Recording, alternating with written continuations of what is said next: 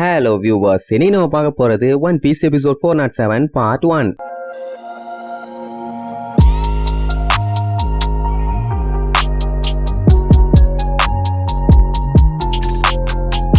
Open பண்ணா அந்த வில்ல பயலோட ஜோம்பிஸ்ங்க அப்படியே நைட் வாக் வர்றானுங்க. நைட் எல்லாம் வாக் வர்றானுங்களேன்னு பாடி ஃபிட்னஸ் நினைச்சுக்காதீங்க. இந்த எரும மாட்டு பயலுக ஒருத்தனை ரேஸ்ல கலந்துக்க விடாம கெடுத்து விட்டு வர்றானுங்க. அப்படி அவனுங்க வந்துட்டு இருக்கும் போது யாரோ புல்லாங்குழல் வச்சுக்கிட்டு இருட்டுக்குள்ள இருந்து வருவாங்க. யார் அந்த லூசு பையன் அப்படின்னு ஜூம் பண்ணி பார்த்தா நம்ம ப்ரூக்கு வந்தவன் இவனுங்களை பார்த்துட்டு நீங்க மனுஷங்களே கிடையாது, அதனால உங்களுக்கு தண்டனை கொடுத்துதான் ஆகணும், நான் கொடுக்கறேன், நீங்க அதை தாராளமா வாங்கிக்கிங்கன்னு சொல்லி அப்படியே ஒரு ஜம்ப போட்டு சொல்லிட்டுன்னு கத்திய சொல்லிட்டுவான்னு நினைச்சேன். ஒரே ஒரு குத்து மட்டும் தான் குத்துவான். அத்தனை பேருமே தண்ணியில தெரிச்சடிச்சு தான் போய் விழுவானுங்க. இதுக்கப்புறம் நம்ம ப்ரூக்கோட அடுத்த டார்கெட் த்ரில்லர் கம்பெனி. அதே நேரம் இங்க நம்ம பிராங்கியா காட்டுறாங்க. பாவம் பயலுக்கு கையில கட்டெல்லாம் போட்டு உட்கார வச்சாச்சு. ஏன்னா அடி அந்த அளவுக்கு பலமா விழுந்திருக்கு. அது மட்டும் இல்லாம அவன் கஷ்டப்பட்டு ரெடி பண்ண அந்த ஷ்ரைனை வீணா போன வில்ல பயலுக வந்து உடச்சு தள்ளிட்டானுங்க. நாளைக்கு ரேஸ். இப்ப இப்படி ஆயிடுச்சுல்ல, அதை நினைச்சு பிராங்கி ரொம்ப கவலைப்படுவான். நான்லாம் ஒரு நல்ல கார்பெண்டரே கிடையாது, இப்படி கோட்டை விட்டுட்டேனேன்னு. இது என்ன இவன் தப்பா? வில்ல பயலுக அவனுக்கு வேர்ல்டு ரெக்கார்டு பண்ணணும்னு இப்படி வேணும்னே பண்ணானுங்கன்னா அது அவனுக்கு தப்பு. அதனால கவலைப்படாத சொல்லி அவனை சமாதானப்படுத்திட்டு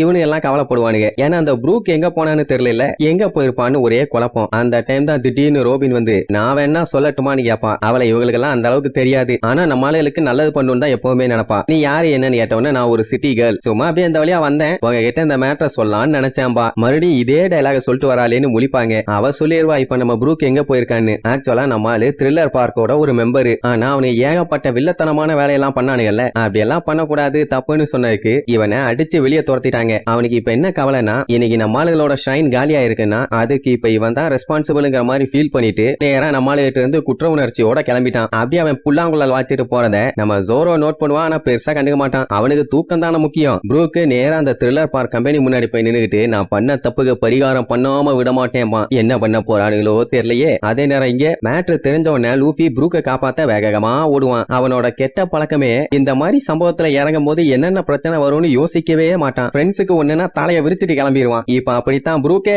உன்னை காப்பாத்த வரேன்னு சொல்லி சல்லுன்னு பறேந்து போவான். அதே நேரம் இங்க ஹாக் பேக்க காட்டுறாங்க. கரடி கக்கூஸ் போன மாதிரி கண்டமேனிக்கு சிரிச்சுட்டு இருக்கான். என்னடான்னு பார்த்தா பில்டப் போட வந்தானே ப்ரூக்கு. அவனை கட்டி போட்டு கீழே ஷார்ப்பான எட்ஜஸ் இருக்கிற ஒரு இதுல உட்கார வச்சிட்டானுங்க. அப்படி நார்மலா உட்கார வச்சா கூட பரவாயில்லையே, அவன் வெயிட் கம்மி. மேல ஒரு கல்லையும் போட்டு உட்கார வச்சிட்டானுங்க. அது அவனுக்கு பயங்கரமா வலிக்குது. சோ தொண்டையிலேயே கத்திட்டு இருப்பான். இப்படி அவன் சத்தம் கேட்டவன ஜோரோ டேய் சத்தம் வராம கத்துங்கடா, தூங்க வேண்டாமா நான்சென்ஸ்பான். இங்க இவங்களுக்கே ஒரே ஷாக்கு. ஏன்னா இவனுக்கு டெவில் ஃப்ரூட்டோட பவர் இருக்குது. இவனை அடிச்சு துவன்னு துவச்சு ஒரு கட்டையில லாக் பண்ணி அதுக்கப்புறம் தான் தண்ணியில தள்ளி விட்டாங்க. பாய் அப்படியே டிராவல் பண்ணி போகும்போது தண்ணிக்குள்ள முங்கிட்டான். சரி சாக வேண்டியவன் எப்படியோ தப்பிச்சிட்டான். அப்புறம் ஏன்டா திருப்பி இங்க வந்த லூசு பயல, வாழணும்னு ஆசை இல்லையா, எங்க கையில சாவணுமான்னு கேப்பான். இவனுகிட்ட இவன் எதுக்கு வந்தான்னு சொல்ல முடியுமா? அவனுக்கு உள்ளுக்குள்ள குற்ற உணர்ச்சியா இருக்கு. அதை சரி பண்ண வந்து இப்படி தொக்கா மாட்டிட்டான். உங்களுக்கு எல்லாம் இதை சொன்னா புரியாதா வெண்ணைகளான உடனே வேறவனா அவன் மேல இன்னும் கொஞ்சம் வெயிட் ஏத்தி விட்டுருவா. வலி தாங்க முடியாம ஐயோ ஆத்தாடி என்னால முடியலன்னு சொல்லி தொண்டைகளிய கத்திட்டே இருப்பான். இவங்களால அவன் கத்துறத கேட்க முடியல. சாட்டு புட்டுன்னு இவன் சோழிய முடிச்சு விடுங்கடா, சும்மா தொண்டைகளிய கத்திட்டு இருக்கான் நான்சென்ஸ் பாக்கி.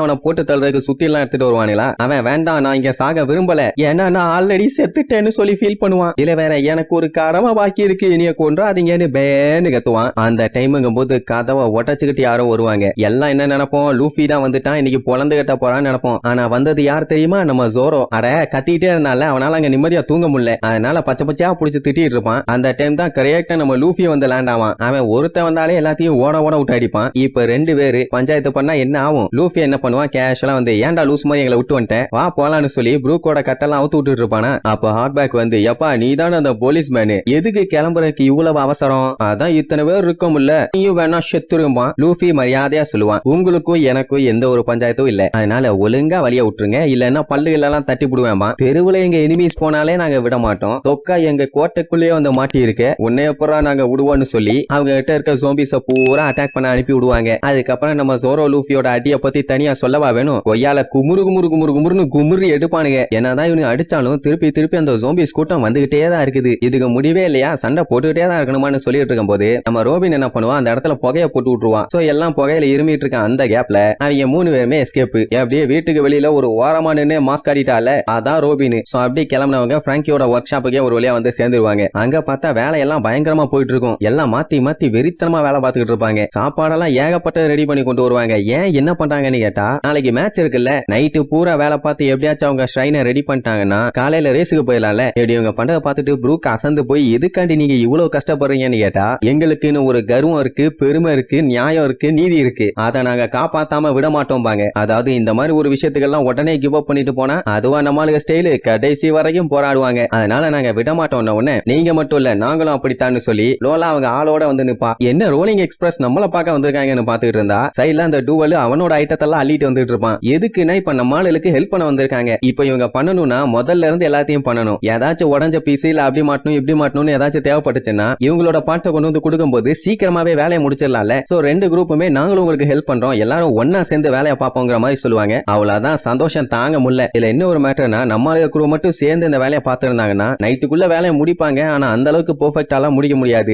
ஏதோ அப்படி இப்படின்னு இருக்கும். இப்ப மொத்தம் 3 டீம் ஒன்னு சேர்ந்ததுனால வேலையெல்லாம் வேற லெவல்ல நடக்கும். சாப்பாடு நிறைய தேவைப்படும்ல, அந்த வேலையை சஞ்சி நமி மாவோ இவங்க எல்லாம் பாத்துக்குவாங்க. அந்த டைம் நம்ம ப்ரூக் மட்டும் அப்படியே சோகமா நின்னுட்டு இருப்பானா. உடனே என்னடா வெயிட் பண்ற, வந்து ஹெல்ப் பண்ணினவன அப்படியே நடுங்குவான். உசப்பு பிடிச்ச அமைக்கி, டேய் நீ ஷ்ரைன்ஸ் எல்லாம் அட்டாக் பண்றவன்னு எனக்கு நல்லாவே தெரியும், அதனால நீ கவலை எல்லாம் படாத, என்னைக்குமே நீ எங்களோட ஃப்ரெண்டு தான் அப்படின்னு சொல்லி எல்லாருமே ஏத்துக்கிட்டவன குற்ற உணர்ச்சியில இருந்தவன் தேம்பி தேம்பி அழுது ரொம்பவும் தேங்க்யூ தேங்க்யூமா. அந்த டைமுங்கும் போது ஒரு கையை மட்டும் வெளியில இருந்து வந்து அலேக்க அந்த ரைஸ் பால் ஆட்டைய போட ட்ரை பண்ணும். நமி பச்சை பச்சையா திட்டுவா, ஃப்ரீயாலாம் எவனுக்கு எந்த மீல்ஸும் கிடையாதுன்னு. சண்டாலி கண்டுபிடிச்சிட்டாலேன்னு ஜோரோ நடுங்கிட்டு இருப்பான். பசியில பையன் என்ன பண்றதுன்னு தெரியாம திடி இருக்கான், அதனால மாட்டிட்டான். அவன் என்ன சொல்லுவானா, ஃப்ரீயா யாருக்கும் எந்த மீலும் கிடையாது, வேலை செய்யுங்கிற மாதிரி சொல்லுவா. சோ இப்ப ஜோரோவும் இவங்க கூட சேர்ந்து வேலை செஞ்சுதான் ஆகணும். அப்போ ப்ரூக் நான் உங்களுக்காண்டி ஃப்ளூட் வாசிக்கிறேன்னு வாசிக்க ஆரம்பிப்பான். உடனே அத்தனை பேரும் எனர்ஜெட்டிக்கா வேலையை ஸ்டார்ட் பண்ணுவாங்க. அப்படியே கட் பண்ணி காலையில காட்டுறாங்க. பட்டாசு எல்லாம் வெடிச்சு வேற லெவல்ல எல்லாம் ரெடி ஆகுறாங்க. ரேஸ பார்க்க மக்கள் கூட்டம் எவ்வளவு வருவாங்க, தெரு ஃபுல்லா கூட்டம் தான், ஏதோ திருவிழா மாதிரி இருக்கும். பின்ன 100 வருஷத்துக்கு ஒரு டைம் நடக்கிற ரேஸ் விடுவாங்களா.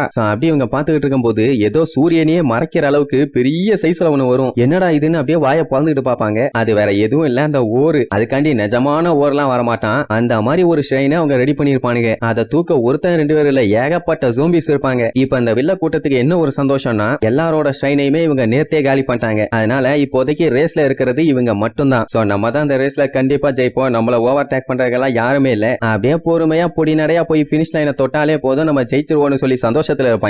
அப்படியே நேரமும் போயிட்டே இருக்குமா, யாருமே வரல. சோ இகாரம் என்ன பண்ணுவான், ரேஸ ஸ்டார்ட் பண்ண போவானா. அந்த டைம் நம்பி வந்து எங்களோட பைன்வீல் ஈட்ரியும் வந்துகிட்டு இருக்குது, நாங்களும் ரேஸ்ல கலந்துக்க போறோம்னு சொல்லுவா. அப்பதான் நம்மளுக்கு அப்படியே கெத்தா வருவானுங்க, அதுவும் அவங்க ரெடி பண்ண ஷைனை தூக்கிக்கிட்டு. இத பார்த்த வில்ல கூட்டம் வாய பொளந்துருங்க. ஐயோ நம்ம நேத்து தானே காலி பண்ணோம், எப்படி இவனு ரேஸுக்கு வந்தானுங்கன்னு. லூஃபி அவனுல பார்த்து, டேய் அந்த ட்ரெஷர் எனக்கு தான்டா, எவனுக்கு தரமாட்டேன்டா வெண்ணமா. மக்கள்லாம் அந்த பைன்வீலுக்கும் சப்போர்ட் பண்ணி கத்த ஆரம்பிச்சிருவாங்க, அதாவது நம்ம லூஃபிக்கு. உடனே அந்த ஹாக் பேக்கும் சரி ரைட் எதுவா இருந்தாலும் ஒரு கை பார்த்தலான்னு ரெடி ஆவான். இங்க இகாரம் சரி ஓகே நம்ம ரேஸ ஸ்டார்ட் பண்ணிடலாம் எல்லாரும் ரெடியான்னு கேட்ட உடனே நம்மால எல்லாம் அப்படியே வெறி கொண்டு ரெடியா நிப்பாங்க. ஏன்னா வில்லனுங்க பண்ண ஏமாத்து வேலைக்கு எப்படியாச்சும் அவங்களை ஜெயிச்சே ஆகணும். அது மட்டுமா 2 டீம் இவங்க மேல பயங்கரமான நம்பிக்கையில இருக்காங்க, அந்த நம்பிக்கையை காப்பாற்ற வேண்டாம். கண்டிப்பா இந்த ரேஸ்ல ஜெயிச்சே தீருவோன்னு லூஃபி அப்படியே கெத்தா போஸ் கொடுக்கறதோட இந்த எபிசோடுக்கு எண்டு கார்டு போட்டு முடிக்கிறாங்க.